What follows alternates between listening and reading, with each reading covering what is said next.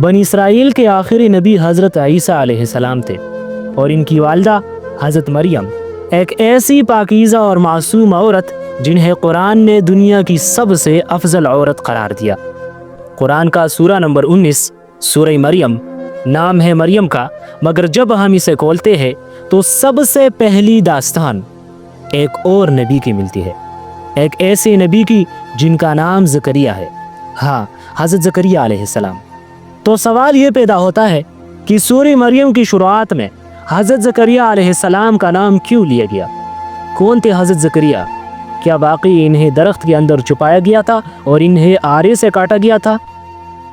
کیا زکریا وہ نبی تھے جو اللہ کی حکم پر 3 دن تک کسی سے بات نہ کر سکے؟ اور وہ کون سی دعا تھی جو انہوں نے تنہائی میں کی اور جسے سن کر اللہ نے فرشتوں کو بھیج دیا اور خوشخبری دے دی؟ تو آئیے آج کی اس ویڈیو میں ہم آپ کو لے چلتے ہیں صدیوں پیچھے، جب بیت المقدس میں ایک نیک دل عمر رسیدہ نبی ایک محراب میں اللہ سے دل کی فریاد کر رہا تھا۔ مگر کیا فریاد؟ چلیے جانتے ہیں۔ یہ کہانی صرف ایک نبی کی نہیں بلکہ اس پاکیزہ خاندان کی ہے جسے اللہ تعالیٰ نے تمام جہانوں کے خاندانوں پر فضیلت دی۔ یہ ہے آل عمران کی کہانی، اور اس مبارک داستان کا آغاز ہوتا ہے حضرت عمران سے۔ حضرت عمران بیت المقدس کے امام تھے۔ تقوی، خشیت، عبادت اور نورانیت ان کی زندگی کا سراپا تھی۔ ان کے پیشانی عبادت کی روشنی سے جگمگاتی تھی اور ان کا دل ایک آرزو سے لبریز تھا، اولاد کی دعا۔ اگرچہ ان کے ہاں کوئی اولاد نہ تھی، مگر انہوں نے صبر کا دامن تھامے رکھا۔ انہوں نے وہی مانگا جو رب کی خزانوں میں سب سے قیمتی ہوتا ہے، اور اخلاص کے ساتھ کی گئی دعا کبھی رد نہیں ہوتی۔ اور ایک دن وہ لمحہ آیا کہ حضرت عمران کی نیک سیرت بیوی امید سے ہوئی۔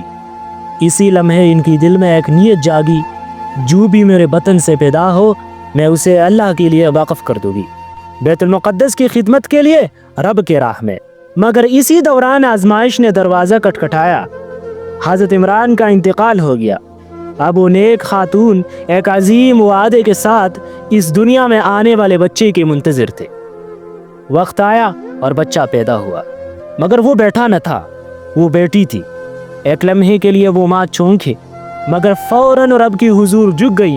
اے اللہ، یہ بیٹی ہے، مگر میں نے جو نظر مانی تھی وہ تیری رضا کے لیے تھی، تو اسے قبول فرما۔ لیکن وہ بیٹی کوئی عام بیٹی نہ تھی، وہ تھی حضرت مریم علیہ السلام۔ وہی مریم جنہیں اللہ نے عظمتوں سے نوازا، پاکیزگی سے چمکایا اور اپنی خاص نشانیوں کا مرکز بنایا۔ بیٹی کی پیدائش کے فوراً بعد اس کو لے کر وہ ماں پہنچی بیت المقدس، تاکہ کسی نیک انسان کی سپرد کر سکے جو اس کی تربیت کرے اور رب کی راہ پر چلائے۔ مگر یہ صرف ایک نظر نہ رہی، بلکہ بیت المقدس کے ہر عالم، ہر زاہد، ہر عابد کی خواہش بن گئی کہ اسے آل عمران کی پرورش کی عظیم سعادت حاصل ہو۔ ہاں، مریم جیسے پاک بچی کی پرورش۔ اسی ہجوم میں ایک چہرہ ایسا تھا جسے نہ صرف روحانی مقام حاصل تھا بلکہ رشتہ داری کا حق بھی، اور یہ تھے حضرت زکریا علیہ السلام۔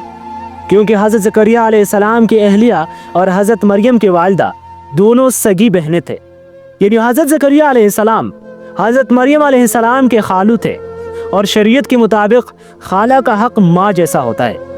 لہٰذا حضرت زکریا کو مریم کی پرورش کا پہلا حق حاصل تھا، لیکن ہر کوئی اس عظیم سعادت کا طلبگار تھا کہ وہ اس مبارک بچی مریم علیہ السلام کی پرورش کرے۔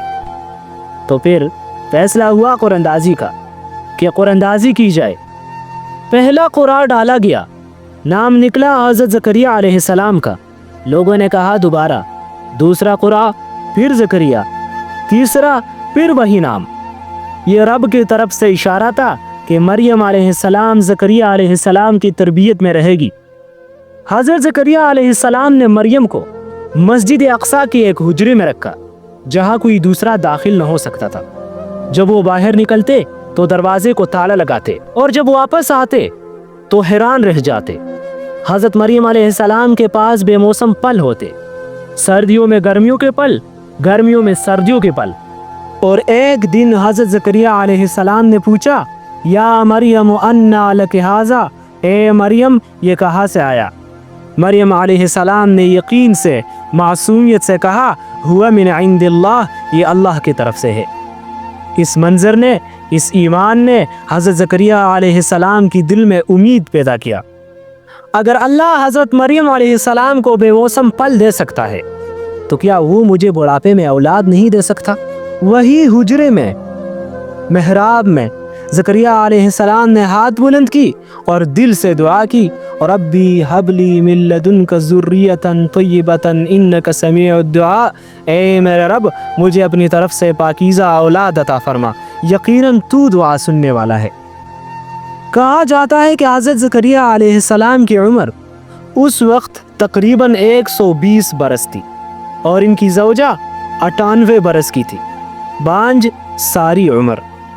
तभी एतबार से हर दरवाज़ा बंद था मगर आसमान का दरवाज़ा खुला था। इन्होंने रब से कहा, ए मेरे रब, मेरी हड्डियाँ कमज़ोर हो गई, सर सफ़ेद हो गया।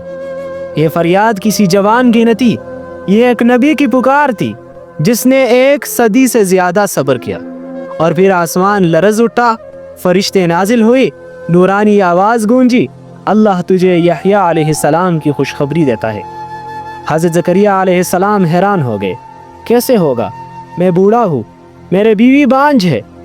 लेकिन फरिश्ते बोले, अल्लाह जो चाहे करता है। हज़रत ज़करिया अलैहिस्सलाम ने निशानी मांगी, रब ने फरमाया 3 दिन तक लोगों से बात न कर सकोगे।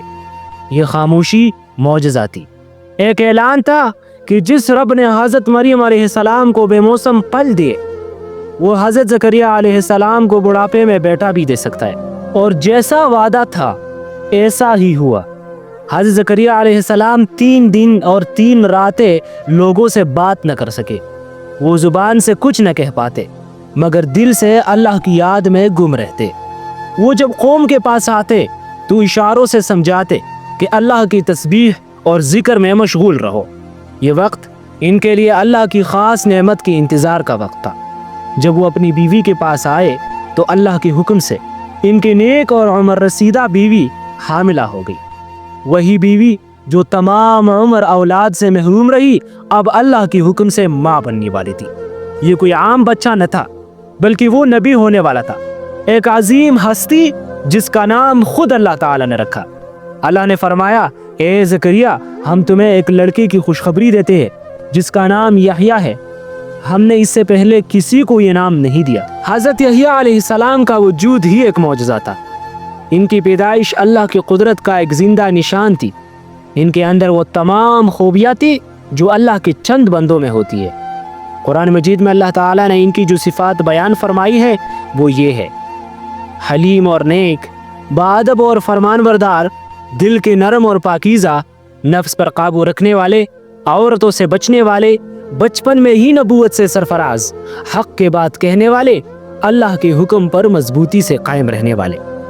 अल्लाह ने फरमाया वो सैयद होंगे, यानी अपनी कौम के सरदार होंगे, पाक दामन होंगे और नबी मिन सालिहीन यानी नेक लोगों में से नबी होंगे। इनकी ज़िंदगी का आगाज़ ही नूर व बरकत से हुआ। वो अल्लाह की इबादत में मगन रहते, दुनिया से बेरुग़बत और हक़ के रास्ते पर हमेशा साबित कदम। इनके पैदाइश इस बात का सबूत थी कि जब रब चाहे तो नामुमकिन को भी मुमकिन बना देता है।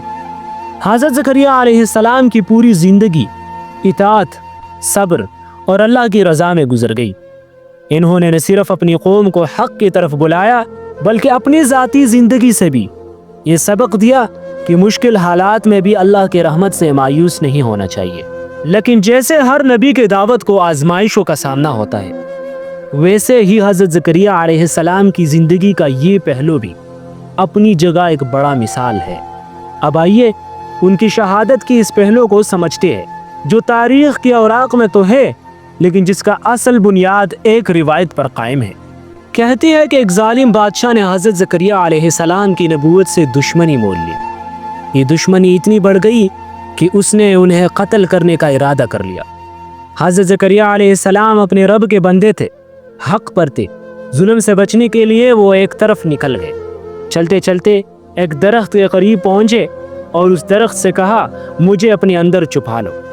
अल्लाह के हुक्म से वो दरख्त पट गई।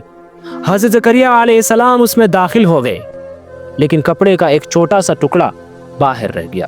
شیطان آیا، اس نے دشمنوں کو وہ کپڑا دکھایا، بادشاہ کی سپاہی آری لے کر آئے اور اس درخت کو جس میں اللہ کی نبی چھپا ہوا تھا اوپر سے لے کر نیچے تک کاٹ دیا۔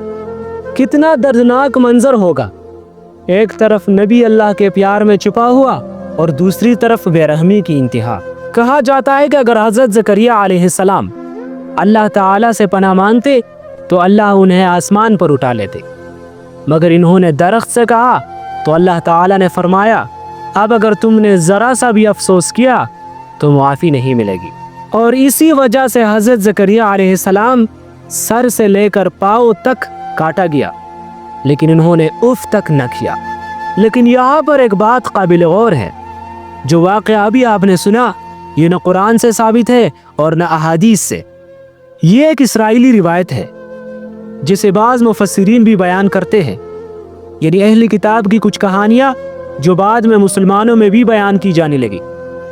ہم نہ مکمل انکار کرتے ہیں نہ مکمل تصدیق، البتہ قرآن اور احادیث میں ایسی کوئی تفصیل نہیں ملتی۔ مزید یہ بھی واضح رہے کہ بائبل میں جس زکریا کا ذکر آتا ہے یہ وہ زکریا علیہ السلام نہیں جن کا ذکر قرآن میں ہوا ہے۔ دونوں کے درمیان کئی صدیوں کا فاصلہ ہے، لہٰذا ہمیں یاد رکھنا چاہیے کہ اصل حقیقت وہی ہے جو اللہ کے کلام میں بیان ہوئی ہے۔